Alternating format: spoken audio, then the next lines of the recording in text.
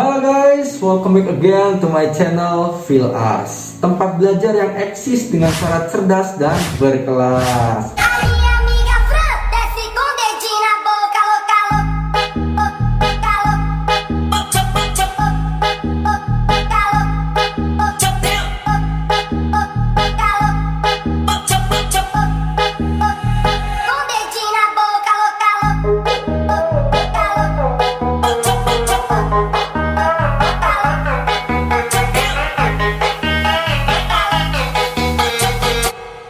Nah, bagaimana guys kabar kalian hari ini ya? Semoga semuanya keadaan sehat-sehat saja ya, amin. Dan jangan lupa tetap bahagia ya guys. Nah, untuk materi hari ini guys, kita akan belajar cara menganalisis ciri kebahasaan teks anekdot. Dengan tujuan setelah mempelajari materi ini, kalian diharapkan mampu menganalisis ciri kebahasaan teks anekdot dengan benar. Baik guys, langsung saja, yuk martilai, mari kita mulai.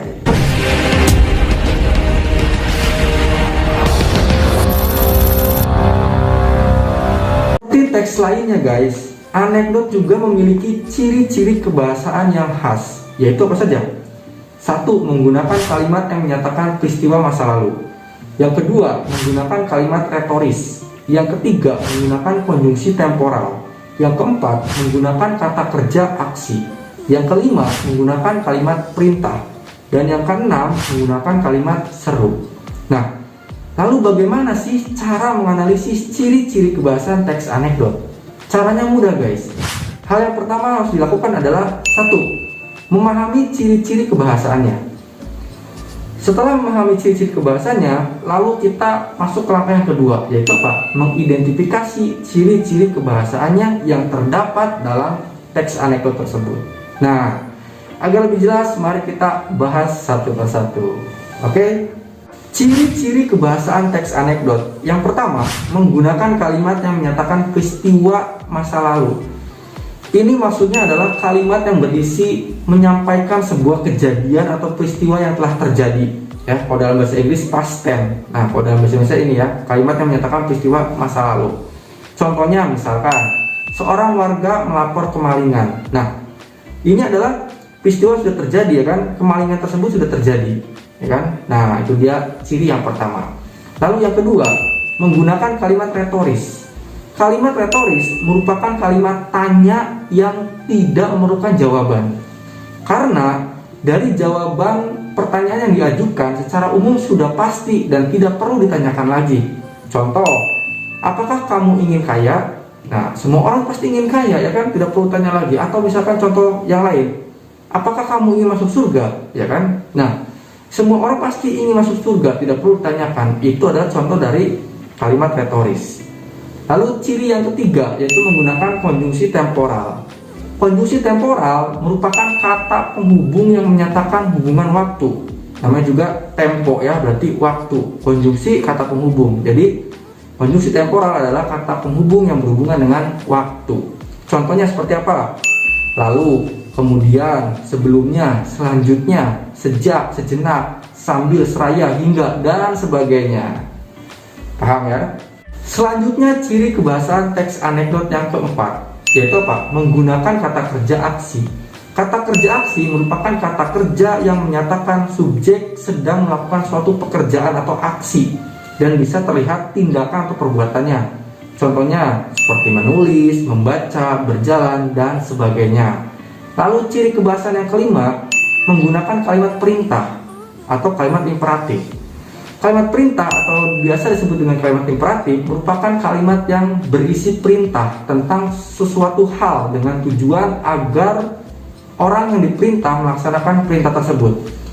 Dan cirinya biasanya kalimat perintah itu atau kalimat imperatif diakhiri dengan tanda seru. Contoh, Pak, tolong jawab pertanyaan jaksa. Nah, tanda seru ya, itu kalimat perintah atau kalimat imperatif. Lalu ciri kebahasaan yang keenam, yaitu menggunakan kalimat seru.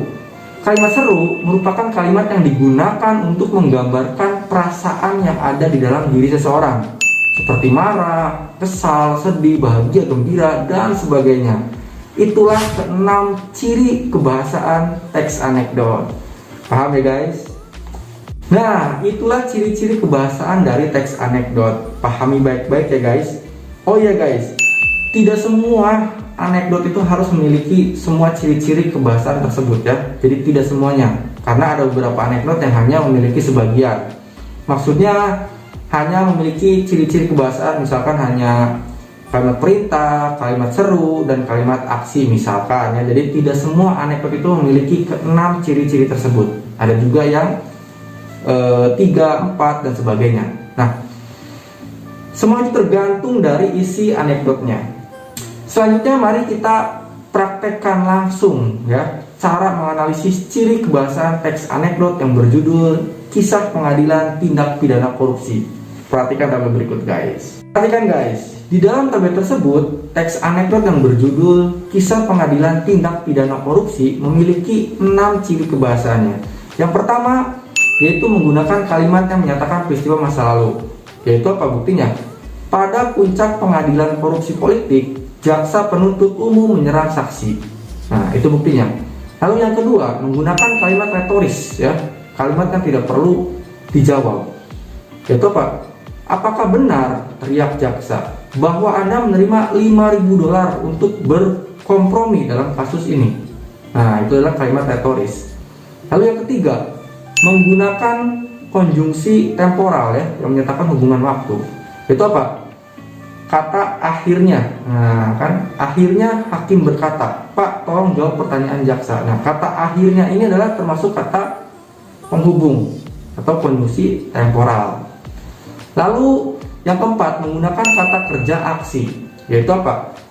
Saksi menatap keluar jendela seolah-olah tidak mendengar pertanyaannya. Nah, kata menatap dan kata mendengar itu adalah contoh dari kata kerja aksi ya. Nah, lalu yang kelima, menggunakan kalimat perintah. Buktinya mana? Nah, lihat. "Pak, tolong jawab pertanyaan jaksa." Tanda seru. Itu adalah contoh kalimat perintah. Dan yang terakhir adalah menggunakan kalimat seru, yaitu tentang perasaan ya. Nah, lalu apa buktinya? Percakapannya adalah "oh maaf." Nah, ini kan perasaan, "oh bersalah", "oh maaf", seperti itu. Nah, itulah ciri keenam kebahasaan yang terdapat dalam teks anekdot yang berjudul Kisah Pengadilan Tindak Pidana Korupsi. Paham ya guys? Nah guys, itulah bagaimana cara menganalisis ciri kebahasaan teks anekdot, yaitu dengan cara yang pertama, memahami ciri-ciri kebahasaannya. Lalu setelah itu mengidentifikasi ciri-ciri kebahasaannya yang terdapat dalam teks anekdot tersebut. Nah, selanjutnya guys, untuk menguji kemampuan kalian dalam pemahaman materi ini, silakan kalian berlatih guys. Latihannya menganalisis ciri kebahasaan teks anekdot berikut ini. Perhatikan. Nah, itu dia teksnya guys. Silakan kalian kerjakan sesuai dengan cara yang sudah kita pelajari tadi. Mudah kan? Baik guys, sampai di sini dulu pertemuan kita. Jika ada hal yang belum mengerti atau belum paham, mari kita berdiskusi di kolom komentar. And then Mr. P ucapkan terima kasih banyak. Tetap semangat, jaga kesehatan, and see you later. Bye bye.